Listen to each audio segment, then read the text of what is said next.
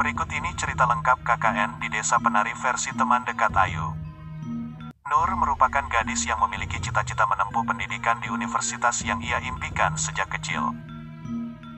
Bulan demi bulan telah ia lalui, hingga akhirnya sampailah dia pada semester akhir yang menuntutnya untuk menyelesaikan tugas pengabdian kepada masyarakat atau dikenal dengan KKN.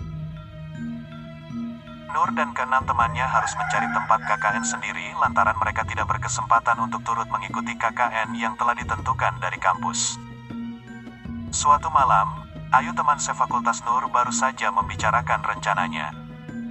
Ia telah memiliki tempat yang cocok untuk melakukan kegiatan KKN mereka dan Nur akan ikut dalam observasi pengenalan lokasi KKN. Nur kemudian bersiap untuk keberangkatannya ke desa yang dimaksud Ayu. Di sela-sela itu, Nur teringat bahwa ia harus segera memberitahu rekannya yang lain. Karena KKN merupakan kegiatan yang harus diselesaikan secara bersama. "Jauh nggak Yu?" tanya Nur kepada Ayu. "Paling 4-6 jam tergantung ngebut tidaknya," jawab Ayu. "Yang jelas, desanya bagus, tak jamin, masih alami, pokoknya cocok buat proker yang kita susun kemarin." Ayu terlihat begitu antusias menceritakan desa tersebut, sementara Nur, ia merasa tidak nyaman. Sebenarnya banyak hal yang membuat Nur merasa bimbang, salah satunya tentang lokasi, waktu, dan sebagainya. Sejujurnya, ini kali pertama Nur pergi ke daerah timur. Sebagai perempuan yang lahir di daerah barat, ia sudah banyak mendengar rumor tentang daerah Etan, salah satunya tentang kemistisannya. Keadaan mistis bukan hal yang baru bagi Nur, bahkan ia sudah kenyang dengan berbagai pengalaman akan hal tersebut. Saat menempuh pendidikannya sebagai seorang santriwati, ia sering mengabaikan perasaan tidak bisa yang muncul karena kebetulan semata. Namun anehnya malam ini, belum pernah Nur merasa setidak enaknya seperti saat itu. Benar saja, perasaan aneh itu terus bertambah seiring dengan mobil yang terus melaju. Salah satu pertanda buruk terjadi adalah ketika sebelum memasuki kota J, di mana tujuannya kota B, Nur melihat kakek-kakek yang meminta uang di persimpangan. Ia seakan melihat Nur dengan tatapannya yang prihatin. Tak hanya itu saja, si kakek mengelengkan kepalanya seolah memberikan isyarat pada Nur yang ada di dalam mobil, agar mengurungkan niatnya. Namun, Nur tidak bisa mengambil keputusan apapun, sebab ada temanya yang lain yang menunggu kabar baik dari observasi hari ini. Hujan tiba-tiba saja turun. Tanpa terasa, 4 jam lebih perjalanan tersebut telah ditempuh. Mobil berhenti di sebuah rest area yang sepi, sebelum akhirnya melanjutkan perjalanan. Di tengah hutan yang gelap, Nur mendengar yang memanggil-manggil namanya. "Desa ini ada di dalam hutan," kata Mas Ilham. Nur tidak berkomentar, ia hanya berdiri di samping mobil yang berhenti di tepi sebuah jalan hutan ini. Hutan tersebut merupakan sebuah hutan yang sudah dikenal oleh masyarakat Jawa Timur. Tidak lama kemudian, terlihat nyala lampu dan suara motor. Mas Ilham melambaikan tangannya. "Itu orang desanya, masuk desanya harus naik motor, mobil tidak bisa masuk soalnya." Nur dan Ayu kemudian mengangguk, pertanda ia mengerti. Tanpa berpikir panjang, Nur sudah duduk di jok belakang Seoda dan mereka pun berangkat. Perjalanan kini mulai memasuki jalan setapak. Dengan tanah yang tidak rata, membuat Nur harus memegang dengan kuat jaket bapak-bapak yang memboncengnya. Terlihat tanah masih lembab, ditambah dengan embun fajar juga sudah terlihat di sana-sini memenuhi pepohonan rimbun. Tiba-tiba Nur melihat sesosok wanita yang sedang menari di atas batu. Seakan menyambut dirinya yang datang di desa tersebut. Penari itu kilatan matanya tajam, dengan paras elok nan cantik. Kemudian si wanita tersenyum seolah sedang menyambut tamu yang sudah ia tunggu. Nur lalu melihat jalan lain, tetapi Nur terkejut mendapati si wanita sudah hilang tanpa jejak. Ia sadar bahwa dirinya sudah disambut dengan sosok entah apa itu. Setelah memasuki desa, Mas Ilham kemudian berpeluk kangen dengan seorang pria yang mungkin seumuran dengan ayahnya yang ada di rumah. Pria itu terlihat ramah dan murah senyum. Dengan menyambut tangannya, Nur mendengar si pria memperkenalkan diri. "Saya Prabu." Kemudian Ilham menyampaikan maksud kedatangannya untuk meminta izin diadakan kegiatan KKN di desa tersebut, yang akan dilaksanakan adiknya, Ayu dan keenam rekannya termasuk Nur. "Saya minta maaf Ham, aku tahu kita sudah kenal lama, tapi desa ini tidak pernah lo dipakai untuk kegiatan KKN. Tolonglah Mas," kata Mas Ilham. Pada saat itu, Pak Prabu dan keras sudah menolaknya hingga suasana saat itu menjadi tegang. "Gak bisa Ham," kata Pak Prabu menekan perkataannya kepada Mas Ilham dengan ekspresi yang tak terduga. "Begini loh Pak, maaf, saya minta tolong, saya akan menjaga sikap di sini. Saya tidak akan aneh-aneh. Tolong Pak," ucap Ayu membantu kakaknya, matanya terlihat berlinangan air mata. Ia tidak pernah melihat Ayu sengotot ini sebelumnya. Terlihat mimik wajah Pak Prabu yang sebelumnya mengeras, kini melunak. "Berapa yang KKN nanti dek?" Dengan semangat Ayu menjawab. 6 Pak." Setelah proses negosiasi berhasil, dengan persetujuan Pak Prabu dan tentu saja masyarakat sekitar, mereka resmi akan menjalankan KKN di desa tersebut. Di sana ia juga sudah tahu proker apa saja yang akan menjadi wacana mereka selama di sana, salah satunya yaitu kamar mandi dengan air sumur. Ia tahu, masyarakat mendapatkan akses air hanya dari sungai yang ada di desa tersebut. Jadi ini menjadi ide mereka membuat sumur agar lebih efisien. Di sela-sela tengah mereka membuat proker di desa tersebut. Saat keliling desa, Nur terdiam melihat sebuah batu yang ditutupi oleh kain merah. Di bawahnya, ada sesajian lengkap dengan bau kemenyan. Nur melihat di atas batu tersebut berdiri sosok hitam dengan mata tajam, menyala merah. Meski hari siang bolong, Nur bisa melihat dengan jelas kulitnya yang ditutup oleh bulu. Selain itu, ia juga memiliki tanduk kerbau. Tak lama, mata mereka saling bertatapan satu sama lain, sebelum Nur mengatakan pada Ayu bahwa mereka harus pulang. "Kenapa sih Nur, kok kamu buru-buru pergi?" "Kasihan Mas Ilham, udah nunggu," ucap Nur. "Ya udah, ayo menimpali." Mereka pun segera menaiki motor. Lalu Nur sebelum keluar dari desa itu melihat lagi sosok genderuwo yang menyeramkan. "Nur, ajak Bima, sama Widya, sama kenalanku Kating," ucap Ayu di dalam mobil. "Bima, ngapain sih ngajak Bima?" "Biar rame, kan sudah kenal lama," sahut Ayu. "Kenapa bukan kamu saja yang ngajak Timpal Nur? Kan kalian pernah satu pondok, jadi sudah kenal lebih lama, pokoknya ajak anak itu ya." "Ya udah iya." Nur pun mengalah. "Aku telpon Widya, biar cepat dibuatkan proposalnya sebelum pihak kampus merilis daftar KKN-nya. Bahaya jika pihak kampus sudah merilisnya. Lagian kita sudah dapat tempat KKN-nya." Perlahan, mobil mereka pun meninggalkan jalanan hutan itu.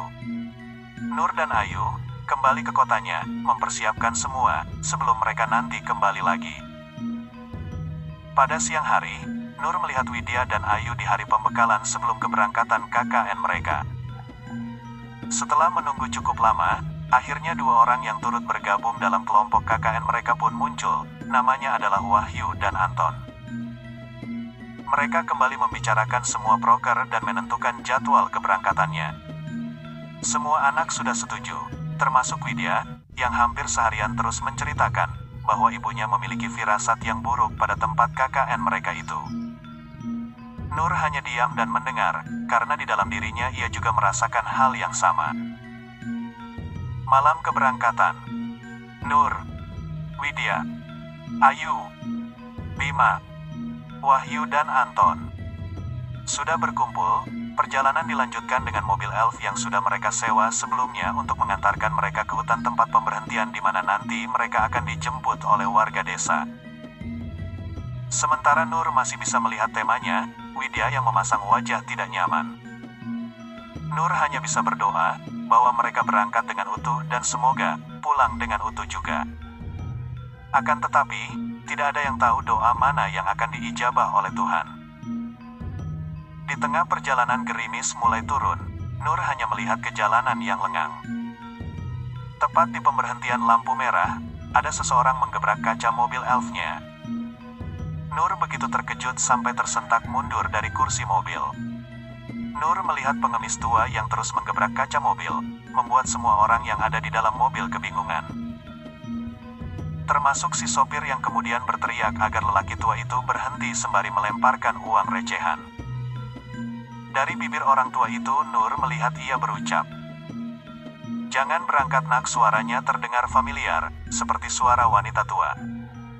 Namun mereka menghiraukannya, hingga sampailah mereka di tempat pemberhentian. Setelah menunggu, terlihat rentetan cahaya motor mendekat dari seberang jalan setapak, lalu Nur mengatakannya, "Itu orang dari desanya yang jemput kita kawan." Tanpa membuang waktu, mereka pun melanjutkan perjalanan. Jalanan setapak, dengan lumpur karena gerimis, pohon besar dan gelap dengan kabut di sana-sini, mewarnai sepanjang perjalanan mereka. Saat itu, hanya terdengar suara motor berderu tanpa ada suara binatang malam atau yang lainnya. Namun, semua berubah ketika tiba-tiba saja dari jauh terdengar suara gamelan Jawa. Suaranya terdengar sayup-sayup jauh.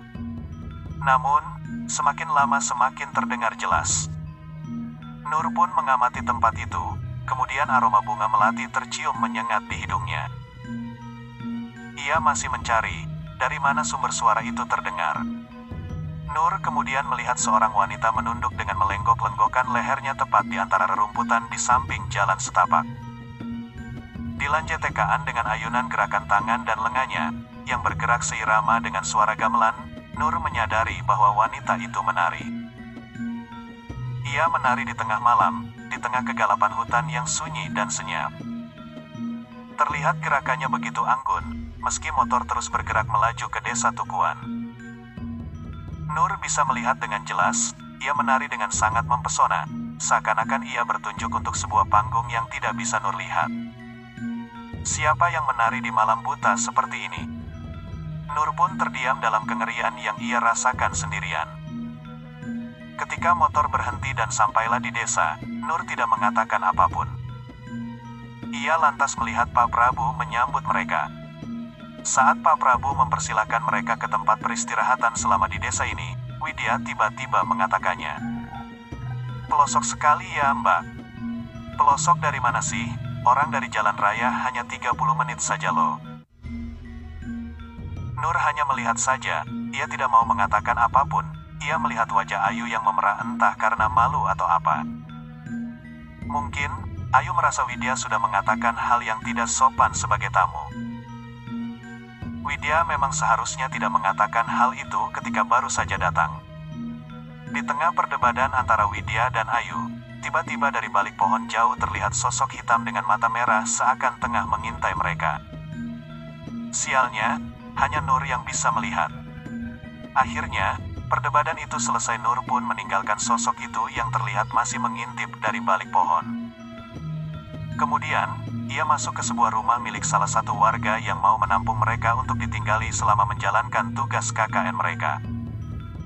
Di rumah tersebut rupanya perdebatan Widya dan Ayu berlanjut. "Kamu kok keras kepala? Sudah dikasih tahu, tadi gak sampai setengah jam." Nur masih melihat, alih-alih menengahi.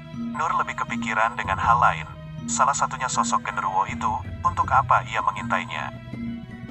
Namun, tiba-tiba Widya mengatakan sesuatu yang membuat Nur tidak bisa mengabaikannya. "Kamu tadi dengar atau tidak?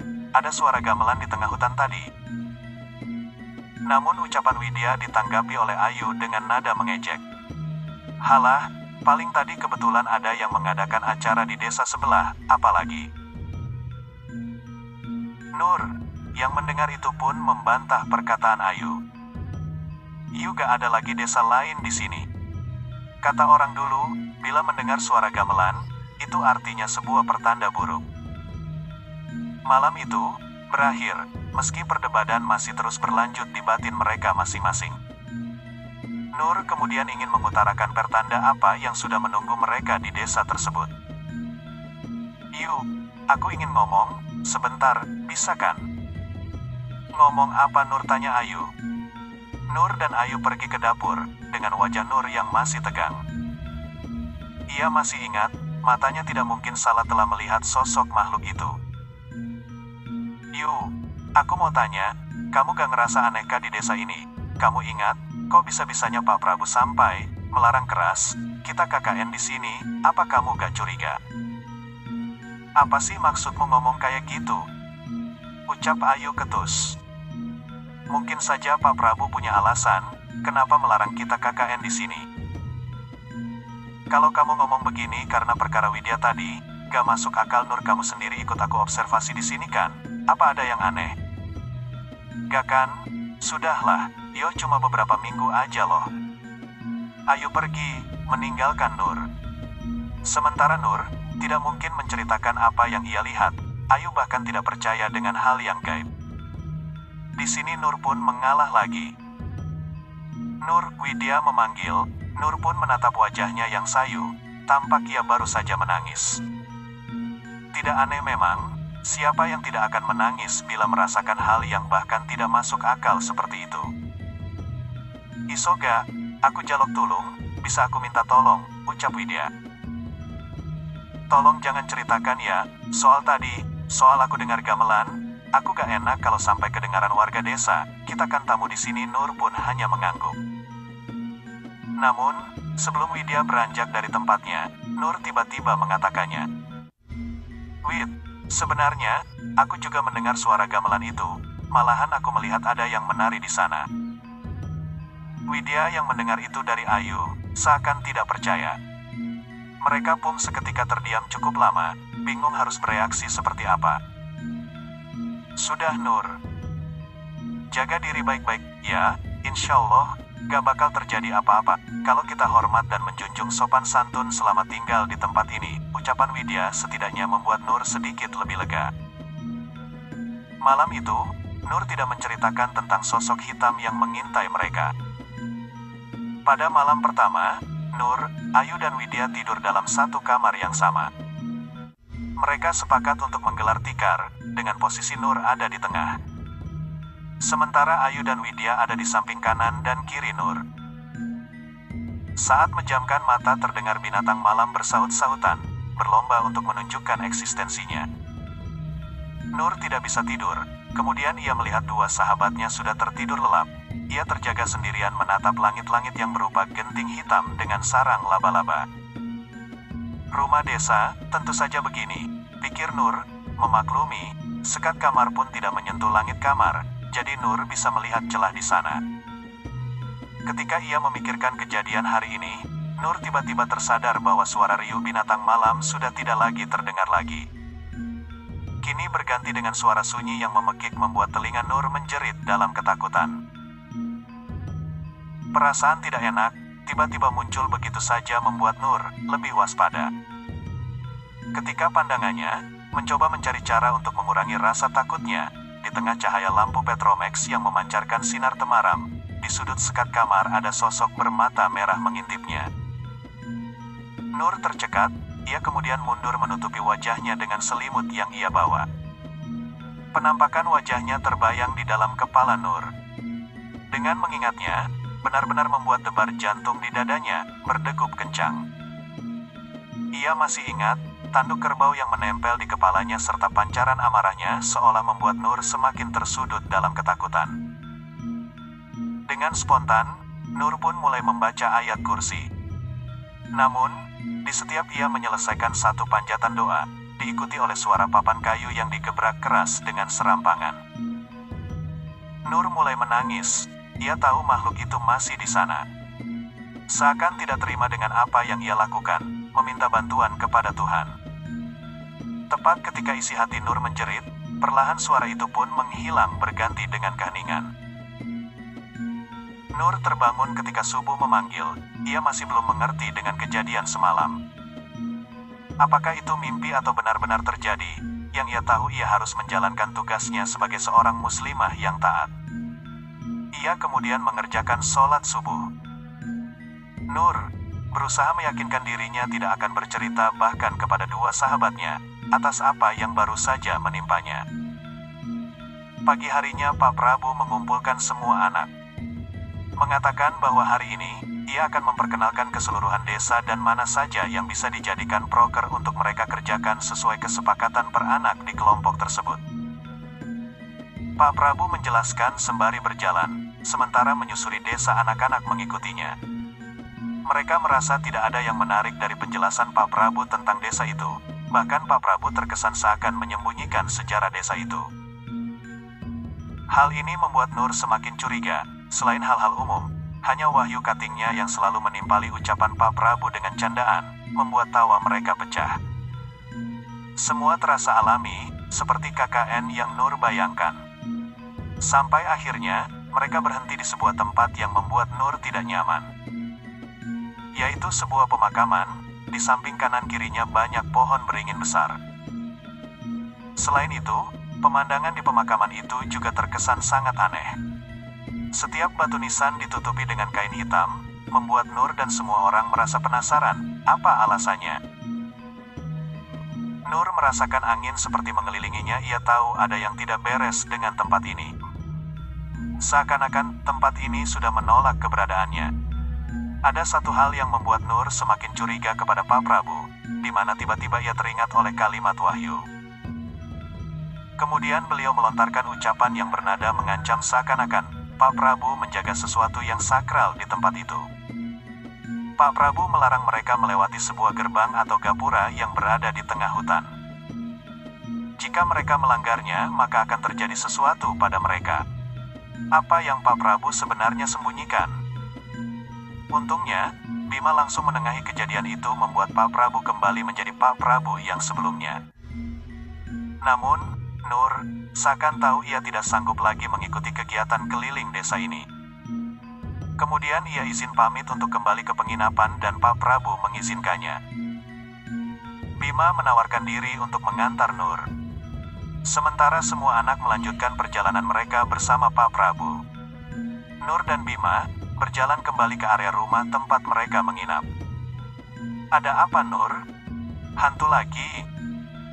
Dari semua anak, memang tidak ada yang lebih mengenal Nur daripada si Bima temanya saat mondok dulu. Nur hanya menjawab seadanya, mungkin kesehatannya telah menurun, namun Bima tahu Nur berbohong. Di pemakaman tadi, rame ya? Ucapan Bima tidak digubris sama sekali oleh Nur, membuat Bima akhirnya menyerah. Di tengah perjalanan pulang, tiba-tiba Bima menanyakan sesuatu yang membuat Nur curiga pada Bima. Nur, aku tanya, Widya itu sudah punya pacar apa belum sih? Gimana? Tanya Nur lagi. Temanmu, Widya itu loh, sudah punya pacar apa belum? Tanyakan sendiri saja ya, Nur tahu, Bima suka kepada Widya. Nur yang menghabiskan siangnya di dalam kamar, terbangun ketika Ayu memanggilnya.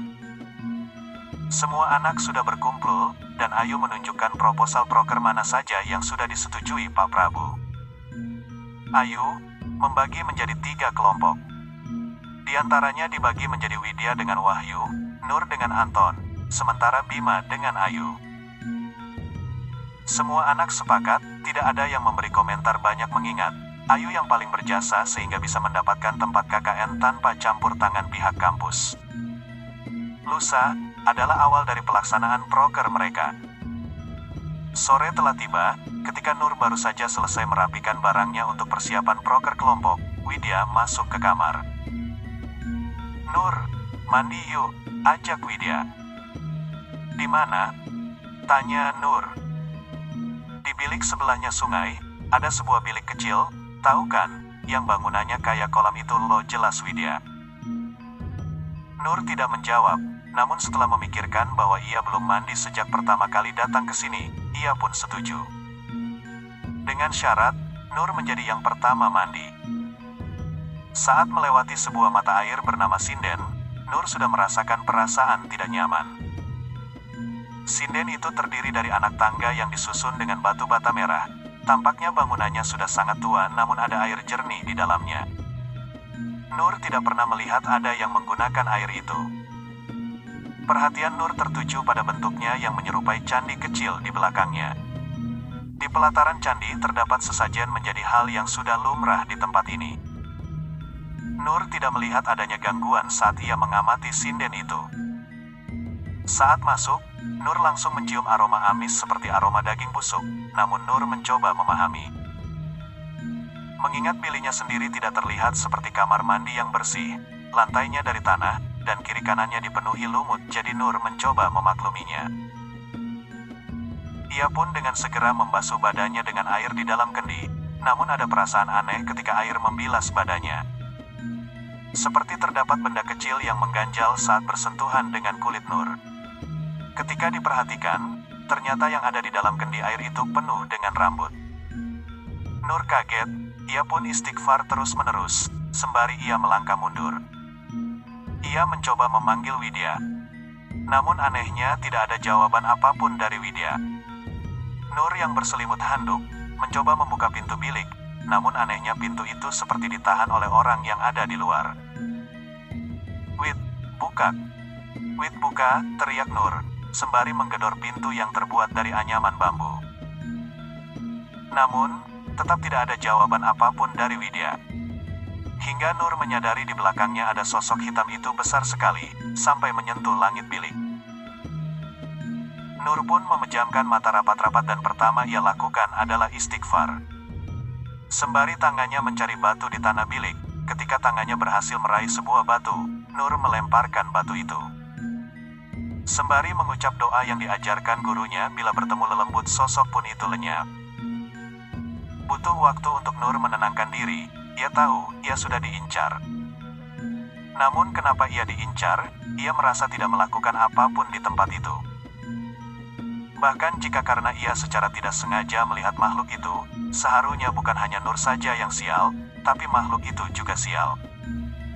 Tiba-tiba pintu pun terbuka, di mana Widya melihat Nur dengan ekspresi ganjil. "Kenapa, Wid?" "Gak popo," ucap Widya saat itu. "Ayo mandi, biar aku yang jaga. Cepat ya, sudah mau malam." Awalnya Widya tampak ragu. Ia seperti mau mengurungkan niatnya untuk mandi.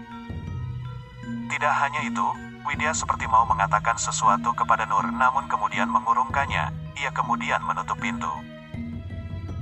Ketika Nur berjaga di luar, ia sayup mendengar suara orang berkidung menyanyi dalam bahasa Jawa. Merasa penasaran, Nur mulai mencari sumber suara dan berakhir pada gemah dari dalam bilik.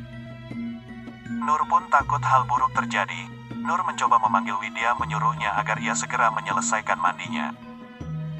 Namun Widya tidak menjawab teriakannya. Suara kidung itu terdengar semakin jelas. Dari samping bilik, Nur menemukan semak belukar. Ia mencoba melempar batu dari sana. Namun, ia kaget saat tahu di belakang bilik ada sesaji lengkap dengan bau kemenyan yang dibakar. Nur mencoba mengabaikannya dan tetap berusaha memanggil sahabatnya. Sampai ia menemukan sebuah celah untuk melihat ke dalam. Nur melihatnya, namun yang ia lihat bukan Widya, melainkan sosok wanita cantik yang diketahui ia adalah penari yang pertama ia lihat saat masuk desa tersebut. Dari situ, keanehan pun terus terjadi. Nur mulai merasakan teror yang menyerangnya. Disusul dengan teman-temannya. Pas lagi program kerja Anton curhat ke Nur. Nur, sifat Bima ini kok mulai aneh. Seperti berbicara sendiri dan ada suara wanita di kamarnya dan pas dicek gak ada apa-apa. Dan saya sering melihat ada sesajen di bawah kasurnya Bima dan di sesajen itu ada fotonya Widya. Ah, masak dia kan anak pesantren, gak mungkin dia lakuin hal-hal itu, saut Nur. Akhirnya Nur memastikan omongan si Anton. Dia pergi ke kamar Bima bersama Anton. Benar saja ada sesajen di bawah kasur Bima dan foto Widya di atasnya. Namun pada saat itu juga ada suara di lemari. Setelah dibuka, keluarlah ular hijau kemudian lari dan hilang. Singkat cerita, ke-6 mahasiswa itu dipindahkan dalam satu rumah namun tetap beda kamar antara cowok dan cewek. Namun setelah pindah, Widya sering mengalami kejadian-kejadian aneh seperti orang kesurupan atau orang yang kena guna-guna gitu. Mulai Widya keluar rambut dari mulutnya, sampai tahu-tahu Widya bisa nari Jawa, padahal Widya tidak bisa nari. Terus akhirnya Nur pun berusaha menyelidiki apa yang terjadi. Kemudian si Bima dilaporkan oleh warga bahwa dia sering masuk ke area terlarang di desa tersebut dengan alasan ada program kerja di tempat itu. Akhirnya si Nur itu nekat cari tahu dan mengikuti si Bima ke tempat terlarang itu. Namun, hal mengejutkan yang ditemui Nur di sana adalah si Bima dan Ayu sedang melakukan hubungan dewasa.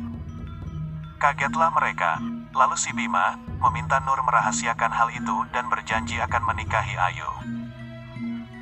Semenjak kejadian itu Nur memantau terus gerak-gerik mereka, kemudian Nur menemukan benda aneh di tas milik Ayu. Ternyata ada sebuah selendang penari di dalamnya. Karena keadaan Widya yang semakin aneh, lalu ada saat juga Nur menginterogasi Bima, yang mana Bima mengaku, dia mendapatkan mahkota kecil yang diberi oleh wanita di tengah hutan.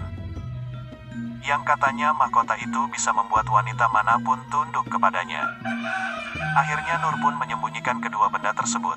Namun setelah menyembunyikan, tiba-tiba ada warga yang kayak kesurupan dan mengatakan bahwa Nur ini adalah pengganggu dan pengacau. Suatu hari setelah kejadian itu, si Ayu, tubuhnya mematung, matanya melotot, mulutnya menganga seperti orang tidak ada nyawanya. Sedangkan si Bima dan Widya hilang. Namun akhirnya ditemukan, keadaan Widyasih baik-baik saja, hanya saja tidak ingat apa-apa. Sedangkan keadaan Bima kejang-kejang kayak epilepsi. Pihak dari keluarga Bima dan Ayu membawa mereka pulang ke rumahnya masing-masing untuk meminta bantuan dari pihak medis. Hingga pada akhirnya Bima menghembuskan nafasnya setelah 3 hari pulang dari desa tersebut. Disusul Ayu yang meninggal 3 bulan kemudian. Hikmah yang bisa diambil dari cerita ini. Pertama, jangan melakukan perbuatan zina, karena ketika hal yang dilarang Allah itu dilakukan, akan membuka celah hal buruk datang ke manusia. Kedua, hati-hati dalam memanfaatkan barang seperti jimat-jimatan, seperti selendang dan mahkota yang ada di cerita di atas. Sebab jika itu setan yang membantu, maka mereka akan meminta upah.